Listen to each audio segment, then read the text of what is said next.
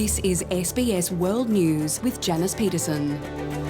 Good evening. It's been an election like no other. And tonight, America and the world waits to know just who will become President of the United States.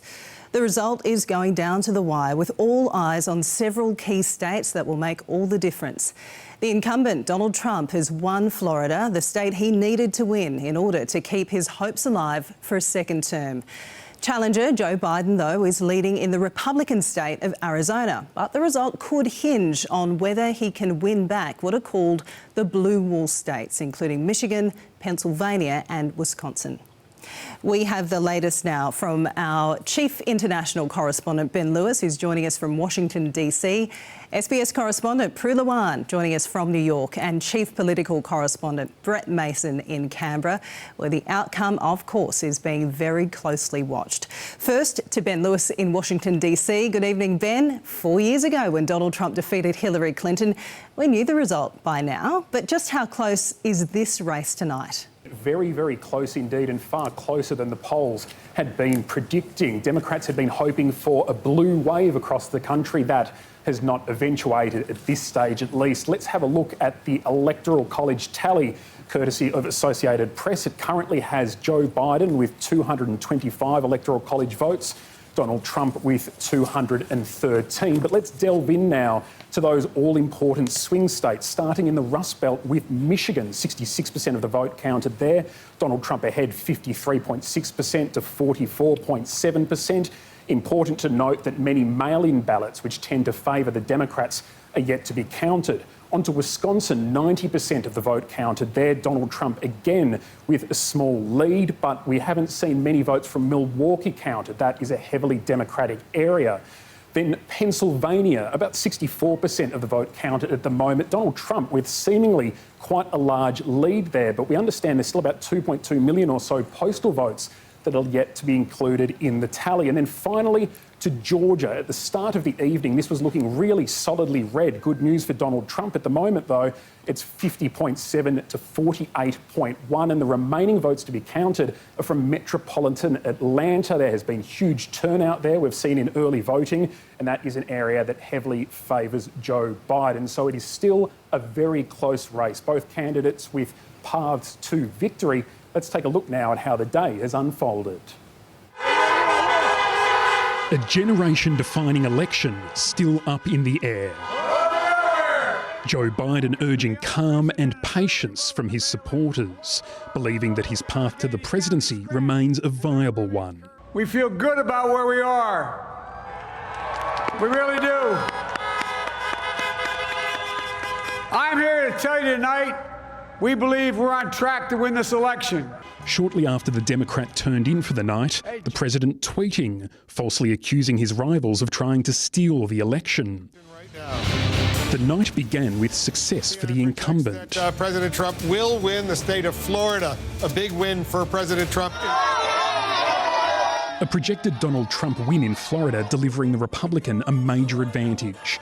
Uncertainty, though, as to whether his early leads tonight paint the whole picture. The question there is that a red mirage or is something different happening here? We always knew there was going to be a bit of a red mirage factor here. Did we just call it? The president's favourite news outlet, first to call his first big loss. Arizona flipped. There's a check mark. Did our decision desk make it? Arizona, 11 electoral votes? Yes. Joe Biden's chances now resting on the Rust Belt states, Michigan, Wisconsin and Pennsylvania. But a final result may take days. Protesters outside the White House already making their feelings clear. Americans had been prepared for unrest. Instead, it was a peaceful start to the democratic process. 2016, I made the mistake. I voted for Trump. I want Trump to win. I like his policies. This is history in the making, ladies and gentlemen. A record 100 million people had already voted early, but from coast to coast, there were long queues as polls opened. I've always been a Democrat, but I do not like Biden. I think Biden will put us into the poorhouse. Our president isn't doing much about it when it comes to COVID.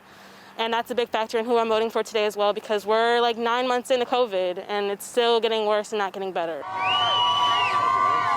Joe Biden beginning his day in Pennsylvania, the state critical to both campaigns.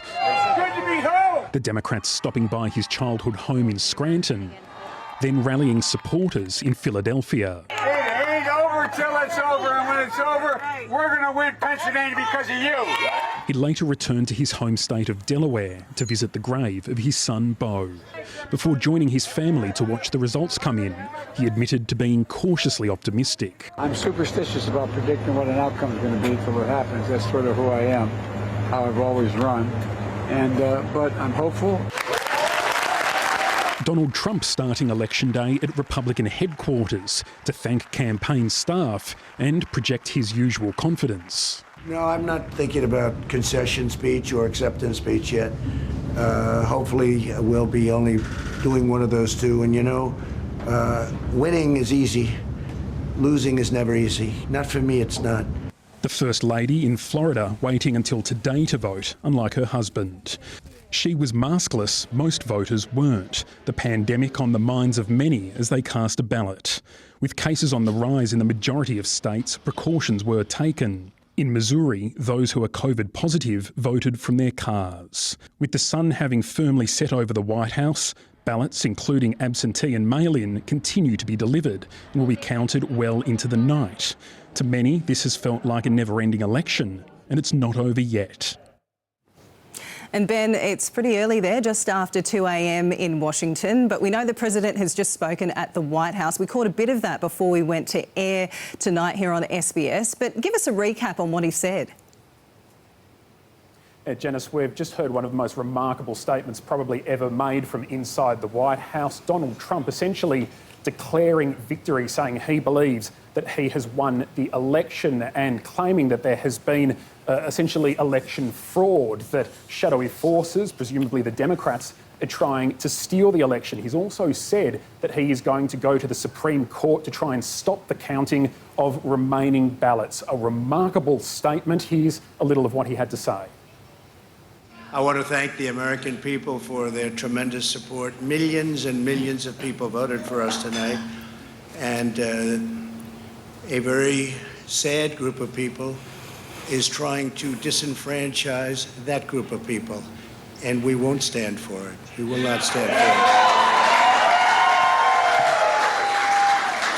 I want to thank the First Lady, my entire family, and Vice President Pence, Mrs. Pence, for being with us all through this. And we were getting ready for a big celebration.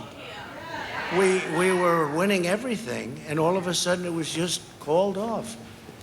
The results tonight have been phenomenal, and we are getting ready. I mean, literally, we were just all set to get outside and celebrate something that was so beautiful, so good. An extraordinary speech there by the President of the United States, Donald Trump.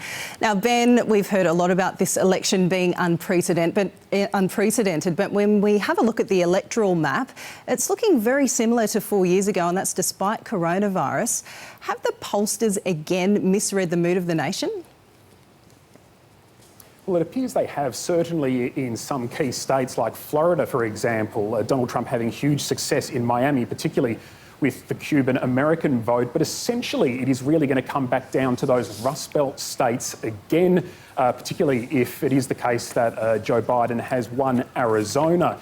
Counting is still going to go on rest of the day, probably a few more days for those Rust Belt states to get their final tallies in. And Janice, it has to be stressed, what we heard Donald Trump say in the White House a few minutes ago simply isn't true. He has not won the election yet. Votes are still being counted, and it is not election fraud to count ballots that were legitimately received on the days following the election, as in ballots that had been postmarked before Election Day and received. They can still be counted. This is a pretty fraught situation in the United States at the moment, a country so divided. The President saying that he's going to go to the Supreme Court to try to have ballots no longer be counted is really throwing a lit match into a very dangerous situation. Thanks so much for your expert analysis. That's our Chief International Correspondent Ben Lewis joining us live from Washington, DC.